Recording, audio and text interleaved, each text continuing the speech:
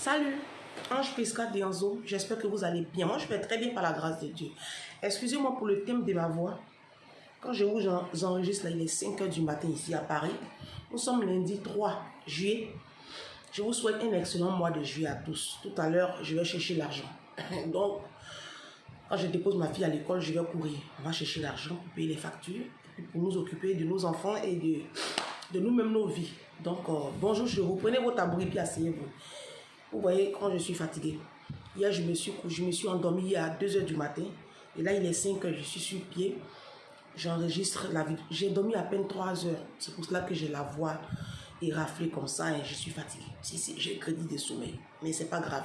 Je vais faire cette vidéo-là et vous l'aurez tout au long de cette journée. Prenez vos tabourets, partagez massivement cette vidéo et mettez le pouce. Alors, hier, on a fait un live.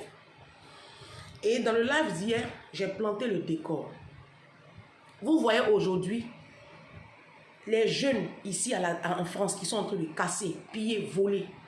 Ce que nous voyons là, ce sont nos enfants. Hein? Ce sont nos enfants, capuche noire, jogging noir, en train de casser, en train de violer, voler, casser les symboles de réussite des gens. Nos enfants sont des enfants voyous, des enfants voleurs. Ce que nous constatons là, ça n'a rien à voir avec un certain mécontentement. Hein. Ça, ce n'est plus du mécontentement que nous exprimons. Là, on est passé à une autre étape. On montre le vrai visage. C'est-à-dire que le mal-être de nos enfants est en action là. Nos enfants volent. On a vu des magasins pillés. On a vu même des femmes voilées aller ramasser les chaussures, les vêtements. On a vu, hein, ils ont filmé. On a vu. Vous voyez l'image que nous renvoyons à l'humanité? Quand je vous dis que nous, les Africains, on a un comportement de sauvage. Vous voyez, non? Vous voyez l'image qu'on renvoie? Bon, la note là, on va la payer d'une manière ou d'une autre. Ça, c'est pas ça le problème. Je vous ai déjà expliqué comment ça va se passer. Vos billets d'avion que vous allez prendre pour aller en Afrique là, ils vont rajouter des taxes dessus. Sans vous en apercevoir, vous allez payer la facture. Sur votre consommation d'électricité, sur vos courses à Carrefour, à l'éclair, je vous ai expliqué ça, d'accord? Mais c'est pas ça le problème. Alors, au cours de ce live-là, j'ai expliqué que le comportement de ces enfants-là, c'est un cri d'alarme, c'est un cri de détresse. Nos enfants sont en détresse. Nos enfants sont en train de crier au secours.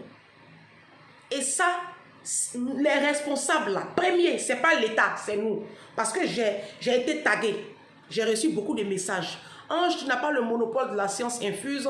Ici en France, ici en Europe, on nous empêche d'éduquer nos enfants. On ne vous a pas empêché d'éduquer vos enfants. Vous êtes des menteurs. Quand toi, la femme, tu sais très bien que tu as des enfants à bas âge et puis tu as 2-3 boulots, tu cumules 2-3 boulots là. C'est l'État qui va venir éduquer tes enfants. Alors que tes enfants ont besoin de ta présence là. C'est l'État qui te dit d'aller prendre 3 boulots. Quand vous les hommes, vous abandonnez vos enfants avec ces femmes là. Et puis vous partez vivre votre vie comme si de rien n'était. C'est l'État français qui vous demande d'abandonner vos enfants. Les enfants ont besoin d'une figure paternelle. Les enfants ont besoin de vous. Mais dès que vous avez vos papiers, vous avez fini de faire les 10 000 enfants avec ces femmes-là. Vous abandonnez vos enfants et vous maintenant, vous vivez votre vie. Ça, c'est les Blancs qui vous ont demandé d'être aussi irresponsables.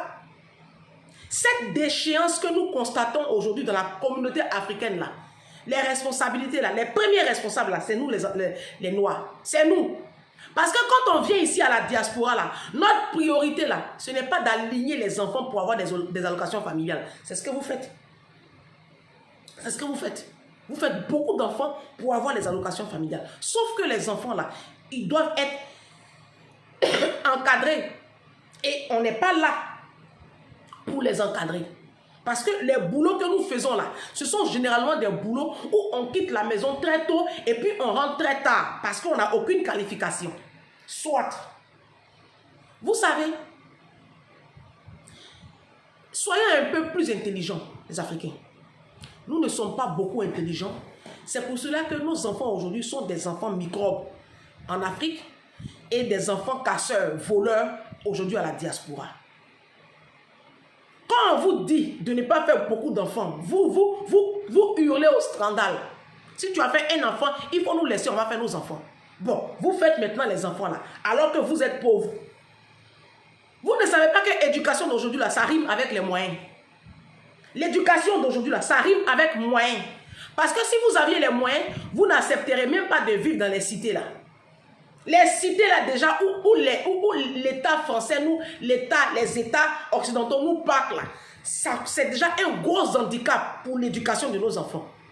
Mais ils ont raison de nous parquer dans les cités puisque nous sommes une bande de sales. Je l'ai déjà dit. On est sale. Quand ils nous donnent les logements sociaux là, on est sale. On aime le désordre. Nous les Africains là, on aime le désordre et la saleté. Donc ils ne veulent plus se mélanger à nous. Du coup, bah, ils nous parquent dans des bars. On n'a qu'à rester là-bas, nous les animaux là. Et voilà ce que ça crée. Vous les mamans, si j'ai affaire aux mamans, je vais laisser les papas 2 jours là. Vous les mamans africaines là, vous êtes responsables. Vous êtes responsables de la déchéance de ces enfants-là. Ces enfants qui sont là où ils sont aujourd'hui, là, qui ont quitté l'école, qui ont décroché. Ces enfants qui n'aiment pas être à l'école parce qu'ils ne comprennent pas les mathématiques, ils ne comprennent pas les physiques, ils ne comprennent rien. Vous êtes responsables. Parce que depuis le berceau, vous avez gâté ces enfants-là. Si. Moi, je vois ici en France comment les parents gâtent les enfants. Tu vois les parents, comment ils autorisent des choses à leurs enfants. Comment les parents autorisent des choses aux enfants de 3 ans, 4 ans. Dans vos maisons, là, il n'y a pas de règles. Vous n'avez pas de règles établies chez vous. Sous le prétexte farfelu et idiot qu'en Afrique, vous avez trop souffert. Quand vous arrivez ici à la diaspora, là, vos enfants sont des enfants rois. Et pour vous cacher derrière ce laxisme-là, vous accusez les politiques. Non, l'État ne veut pas qu'on corrige nos enfants. Corriger un enfant, ça n'implique pas forcément le bâton et la ceinture. Je suis désolé. Communiquer, c'est aussi corriger un enfant. Privilégiez la communication depuis le berceau. Parlez à vos enfants. Soyez présents pour vos enfants. Combien de parents africains partagent des moments de complicité avec les enfants? Vous êtes combien qui vous asseyez par terre? Et puis qui jouez avec vos enfants, qui faites la pâte à modeler, du bricolage. Vous êtes combien de parents qui accompagnent vos enfants à la bibliothèque, dans des activités? Vous êtes combien? Vous n'êtes jamais là pour vos enfants. Vous n'êtes jamais là pour vos enfants. Vous pourrissez vos enfants à la maison là. Vos enfants sont en quartier libre. Ils sont libres de regarder la télévision quand ils veulent. Vous permettez à vos adolescents de rester dehors. Vos adolescents de 12 ans. Et moi je ne mens pas, hein. Vos adolescents de 12 ans sont dehors jusqu'à minuit. Sous prétexte qu'on est en été, il fait beau. Ça, c'est une éducation, ça. Vous êtes des parents démissionnaires. Vous êtes laxistes sur tous les bords. Depuis le berceau, vous avez gâté les enfants. Je vois des parents, comment les enfants font des crises avec eux dans les transports en commun. Comment les enfants font des crises quand ils vont faire les courses. Vous autorisez tout à vos enfants. Quand vous partez acheter les vêtements, là, comment vous habillez vos enfants? Comment vous habillez vos petites filles, vos petits garçons? Comment vous les habillez? On vous voit tresser vos petits garçons ici. On vous voit faire des locks ici à vos petits garçons.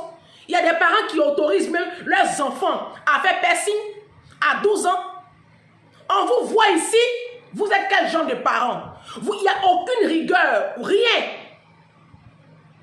Tout ce qui vous intéresse, c'est comment vous allez faire pour prendre les allocations là, pour aller chercher Marie en Afrique. Parce que madame, elle a envie de jouir à 4 h du matin. Comment vous allez faire pour que vos enfants soient dans de bonnes zones là? Ça, ce n'est pas votre problème. Votre problème là, ils n'ont qu'à vous donner logements sociaux, 4 chambres, et puis vous allez sous-louer 2 chambres. Vous allez parquer vos enfants dans une chambre. Vous ne faites pas ça ici en France. Vous ne faites pas ça ici à la diaspora. Quand vous finissez de pondre vos enfants, on dirait des petites souris là. Des souris là. Quand vous finissez de faire vos enfants, on dirait des animaux, vous ne réfléchissez pas là. On vous donne les mêmes blancs que vous critiquez là, les mêmes français là, ils vous donnent des logements sociaux. 5 chambres, 4 chambres, qu'est-ce qui se passe? Vous stockez vos enfants dans une seule pièce. Fille ou garçon, vous vous en foutez. Si le frère voit la nudité de sa soeur, vous pensez que quand les blancs vous donnent les logements sociaux et puis ils calculent le nombre de vos enfants là, c'est parce qu'ils ont étudié. Les enfants ne doivent pas se voir nus. Garçon ne doit pas voir nu sa soeur tout le temps, tout le temps. C'est pour cela que dans une maison là, les garçons ont les chambres, les filles ont les chambres. Tout ça c'est l'éducation, c'est pas seulement la chicotte. Mais vous n'en tenez pas compte. On vous donne les logements sociaux et vous partez sous-louer 2 chambres. 350 euros, 350 euros, ça vous fait 700 euros parce que madame et monsieur sont en train de construire immeubles en Afrique. Vous voulez quoi? Vous voulez construire immeubles en Afrique, non? Mais vous construisez immeubles en Afrique avec les allocations des enfants, avec le confort des enfants, au détriment de vos enfants. Voilà ce qui se passe ici à la diaspora. Vos enfants ne sont pas vos priorités. Vous n'avez pas de l'amour pour vos enfants. En réalité, vous ne les aimez pas. Parce que aimer un enfant, c'est aussi lui mettre des garde-fous. Vos enfants à la maison, là, ils sont libres de faire ce qu'ils veulent. Ils mangent, ils ne débarrassent pas. Il n'y a rien en face. Ils sont libres de ramener qui ils veulent à la maison. Vos enfants sortent sans aucune permission. Ils rentrent là. Vous ne dites rien. Au contraire, à 10 ans, ils ont téléphone portable. Comment on peut offrir un téléphone portable à un enfant de 10 ans sans aucun contrôle parental? Venez m'expliquer ça. Vos enfants regardent les films pornographiques. À 12 ans, ils commencent déjà à se masturber. Ils sont addicts à la masturbation. Vous le savez. Vous fermez les yeux dessus. Depuis le berceau. L'éducation, là, c'est depuis le berceau. C'est pas quand l'enfant a 16 ans, 17 ans qu'on se réveille. Non, non, non, non, non. Très chers parents, non. L'éducation, là, c'est depuis quand tu as pris ton enfant de l'hôpital et puis tu l'as ramené à la maison, là. C'est là l'éducation commence. C'est là l'éducation commence. Tu commences déjà à donner les normes à tes enfants. Moi, je me rappelle quand je faisais la garde d'enfants, chaque fois mes patrons me le reprochaient. Ils me disent, non, ne portez pas trop le bébé, posez-le là. S'il veut, il n'a qu'à pleurer. Posez-le, il n'a qu'à pleurer. Dès que l'enfant pleure, je tremble. Et ma patronne de Poissy, elle me le répète. C'est maintenant je comprends. Elle me dit, non, non, non, non, non, il n'a qu'à pleurer. S'il veut pleurer, il est changé, il a mangé, il est tout. Là, c'est les caprices. Laissez-le pleurer. Et puis l'enfant la pleure. L'enfant la pleure. Je suis là, mon cœur là me fait mal comme ça. Et puis elle est tranquille, elle est sur son ordinateur. Vous pensez qu'elle n'a pas mal quand l'enfant la pleure? Elle vérifie que l'enfant va bien. Quand elle voit que l'enfant va bien, elle dit, mettez-le dans sa chambre. C'est l'heure de faire la sieste, il pleure. Mais vous, qu'est-ce que vous faites? Vos enfants, vos bébés chouchous, maman, maman, papa, bébé, vous pourrissez les enfants là. Les enfants là sont pourris, pourris, pourris. Je vois, je suis africaine, non? Vous pourrissez vos enfants. Quand vos enfants ont 2 ans, c'est comme des enfants rois. Quand on rentre dans le foyer des noix ici, vos enfants là, on dirait des enfants rois, des roitelets. On ne peut pas leur parler. Ils sont indisciplinés. Ils sont mal élevés. Un enfant noir ici, même déjà à 4 ans, 5 ans, comment il parle à ses parents? Comment vous permettez à vos enfants de 4 ans, 5 ans de vous parler?